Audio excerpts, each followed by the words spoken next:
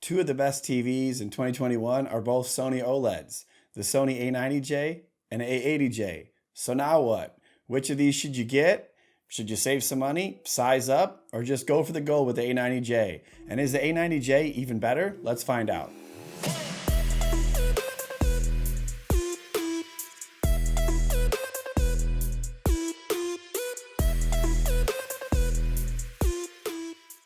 What's up, it's B the Installer, and I'm here to put the Sony A90J up against the Sony A80J to help buyers determine which is the best for their use cases and maybe for their wallet. I'm going to quickly go over the similarities and differences and then show some of the detailed footage of the two TVs in all format, SDR, HDR, Dolby Vision, HDR gaming on both the X Series X and the PS5. And in the end, I'm going to do what I try to do in all my videos, which is give you real buying advice that I've offered to my clients for years by matching the price and the features along with the footage. Make sure to smash the like button when you find this video useful, and very importantly, make sure that you're subscribed to the channel. I promise to keep the reviews and TV installation videos fresh, so jump on board if you aren't already, and ring the bell so you're notified when I upload or when we go live to answer your questions on what to buy. And if you have any questions on these two TVs, comment below and let me know if this has helped you move toward one of these two OLEDs. So let's get into it, the A90J versus the A80J. First off, the stands are very different. I'd gotten the A90J first, so I remarked when setting up the feet that I wasn't a big fan of the wide look, whether it be low profile or raised up. And I said in that A90J review that I had wished they'd kept them similar to the A80H of 2020, and that's what the Sony A80J did. Their feet just pop into the body and can be set 4 different ways depending on how you position the 2 different parts of each foot. And at the lowest look, the A80J is just off the ground, while the A90J is still all the way low. The backs of the TVs are also completely different. The A80J has a more traditional Sony OLED look to it with right angles and square patterns. It also has some air vents on the back, and there's small metal edges around the screen for protection, and it's a little easier to grip the TV. The A80J is also relatively light for an OLED. It's actually the lightest of the OLED bunch in 2021, while the Sony A90J is heavier with a thicker glass panel without those metal edges, so be extra careful with that screen. And speaking of which, the A90J panel has a heatsink behind the glass to help pull some heat from the A90J screen, pushing those highlights. But it doesn't have as much air venting on the back, specifically at the top of the plastic molding. It's definitely interesting to me that Sony thought to make 2 nice OLED TVs look so different on the outside. The speakers, or really the acoustic vibrating screen on both TVs, is a unique way to go. Both TVs provide great immersion for TV speakers, but the Sony A90J has a total of 60 watts, while the A80J has 30 watts in the smaller models and 50 watts in the 77-inch model. I can say either of these TVs are great if you don't plan on getting additional sound. Some of the best speakers on a TV, period. And the last hardware difference before I turn these on is the remote. I've mentioned this in a few OLED videos how I love the A90J remote. The metal finish, and more importantly, the backlight. The A80J has all the same buttons, but I'm not trying to have a lot of light on when I'm watching movies or gaming, so to have to pop on a light or shine my phone on the remote is not awesome. The good news is you can get the nicer backlit remote online, and it does pair with the Sony A80J and other Sony TVs via Bluetooth. Both TVs have 4 HDMI on the back of the TV, 2 are HDMI 2.0 and 2 are HDMI 2.1 with 4K at 120 frames per second. So you have the ability to connect 2 next-gen consoles to the TV, or you can connect one if you must use the HDMI 3 eARC port for connecting a soundbar or AVR. Both TVs sport the ATSC 3.0 next-gen tuner. And this is a nice add to be able to hone in on the 4K towers as they come online. As I turn our attentions to the screen with the lights on, I want to mention that the 65-inch and 55-inch Sony A80J have more of a matte or semi-gloss-like finish. This is the first time I'd noticed an OLED with that finish, while the A90J is the glossy finish that has traditionally done quite well with reflections. The A80J is not quite as effective, but it's not terrible. It just shines back at you a bit more. If there was a massive brightness difference, it could be concerning, but it's not bad, just a bit different. And I've heard that the 77-inch A80J has the glossy finish, but I haven't seen it yet. When I turn these two TVs on, I noticed the new Google TV OS. More or less, it's still the Android OS, but with better organization and navigation.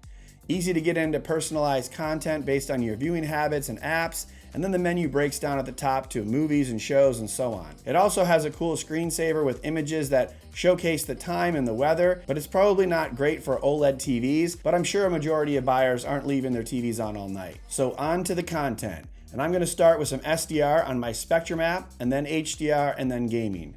And I was watching the Lakers versus Warriors play-in game when setting these up, so let's just start there. And I feel like this game is sort of a metaphor for these TVs. Two greats on the court, or in this video. Anyways, I was having a really hard time differentiating these two TVs in SDR, but I definitely noticed how good both of them are at upscaling this game. This really looks 4K to me. It's detailed and colorful. And if you need more, you could turn on the live color to get more saturation. But motion and upscaling is actually indistinguishable, likely because they have the same XR processor. And I watched the whole game looking for differences and kept coming back to the fact that they both look amazing. And then I just quit trying and watched LeBron hit a clutch 3 with one eye and send the Lakers to, well, the 7 seed. Anyways, I gotta find something to talk about. In custom mode with the exact same settings, the A90J looks slightly brighter, but not by much. And if you look closely on the A80J on the bottom, it looks about perfect. And I have a little secret, and that's that the LG G1 and C1 are next to these two TVs,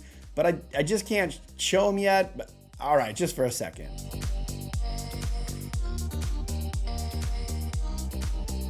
After seeing all four of these, can you see how good the Sonys look and how sharp and accurate the A90J looks on the bottom left? Yes, in certain scenes, the A90J on the top pops a bit more, but it's pretty minimal. And then you go to a commercial and you see some spots where the A80J seems to have a brighter look to it. I would imagine it just depends on when the processor is pushing harder or when the ABL is kicking in. If the A90J reaches a point where the nits are lowering and the A80J is pushing back up harder, the processor of each is just doing what it can. And that's the only downside of a processor picking what to brighten.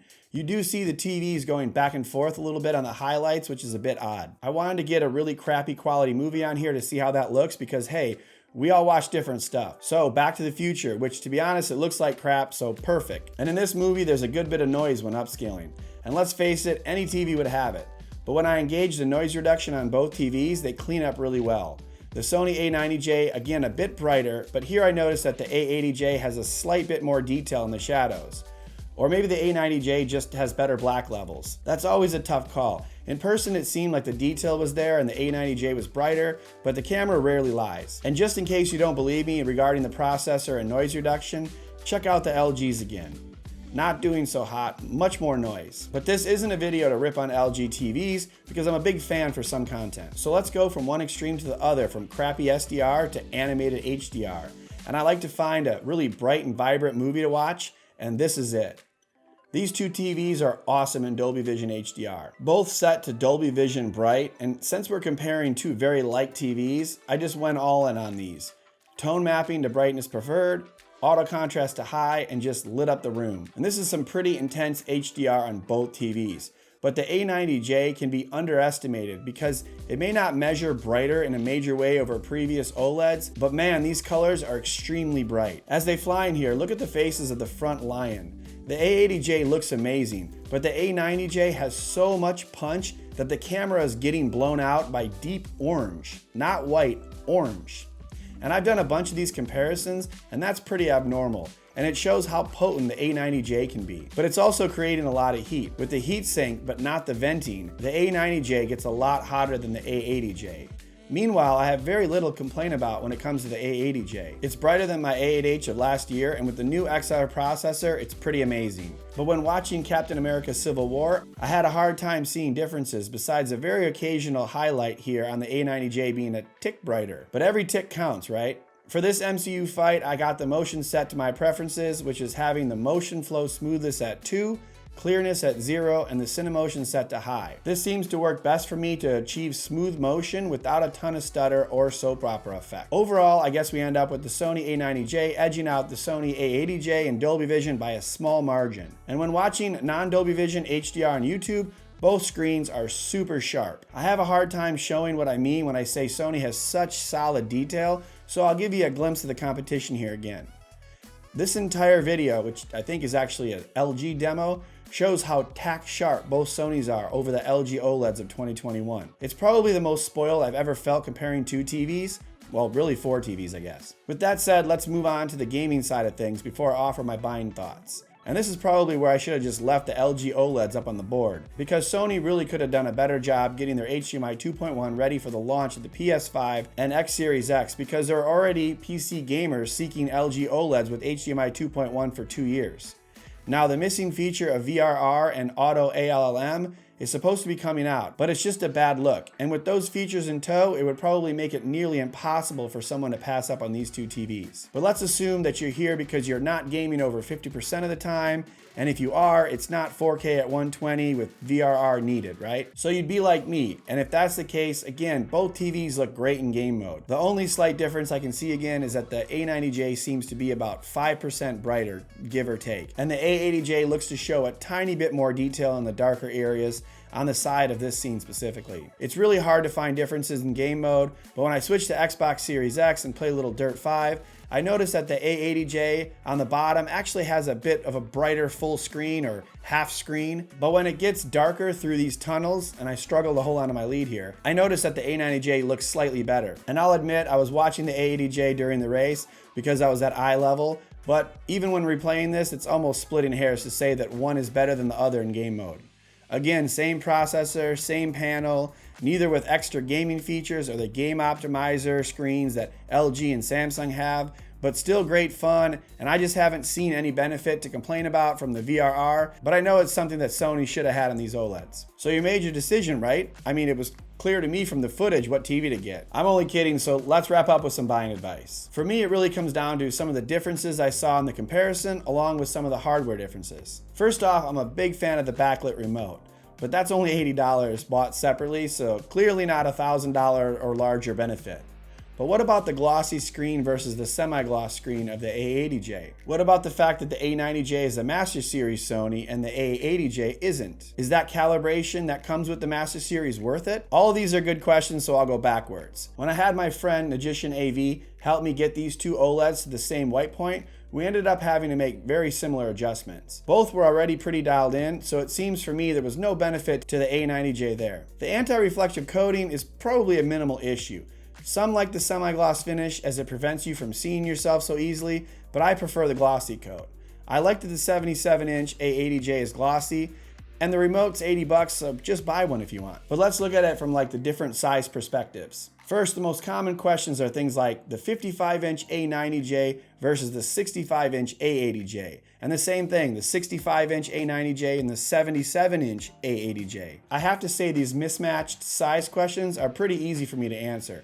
There's just no way you can justify the cost in getting a 55-inch or a 65-inch A90J when you can get so much more screen for the same price on the A80J. The A80J is already so close in quality that I'd take the extra 30% screen size and just run with it. If we were talking like a low-level LED TV in a larger size versus a top OLED, then it would be harder to say that so easily, but not when these two TVs are so close. And the A90J in 83 inches versus the A80J in 77 is going to be a power move. Either you're dumping the cash for the A90J or you're looking to continue to pay your mortgage and get the A80J at 77-inch. I don't think a whole lot needs to be said when the prices are $8,000 versus $3,500, right? I mean, you can buy two of the A80Js for that A90J and still have money left over, so come on. If you're still considering the A9G or the A8H, I would just say that the prices of the A80J are so competitive right now, it would be hard for me to recommend the older models. No HDMI 2.1, and they're just not as bright in real content. As far as the 55-inch versus 55-inch, 65-inch versus 65-inch, I would still have a hard time justifying the cost difference for most people. Not all people. I'm one of those people who already has the A90J locked into my bedroom, and I'm not sweating it that the A80J is $1,300 less right now. Okay, maybe I am now that I said it out loud, but I also review TVs, so this is a business expense. So yeah, I think a ton of people are going to save that cash by getting the Sony A80J and buy some extra things like a warranty or a soundbar or speakers, or maybe just stash it in a crypto market. But on the other hand, if money is easy for you, then yes, I can say there's a slight edge in the Sony A90J. Both TVs are extremely sharp, but the A90J just has a little extra sizzle in HDR. Figuratively and literally. And I'm a big fan of both these TVs. I feel like Sony stepped up on these OLEDs, not in the gaming features, but overall I'm pretty stoked in the year-over-year improvement on the Sony A90J and A80J. So you'll have to let me know what you think. Does this push you one way or the other? Let me know in the comments. Let's continue to put pressure on Sony to get those gaming features out. Comment below. Make sure to smash the like button, subscribe, ring the bell, and go ahead and watch one of my install videos so you can be the installer.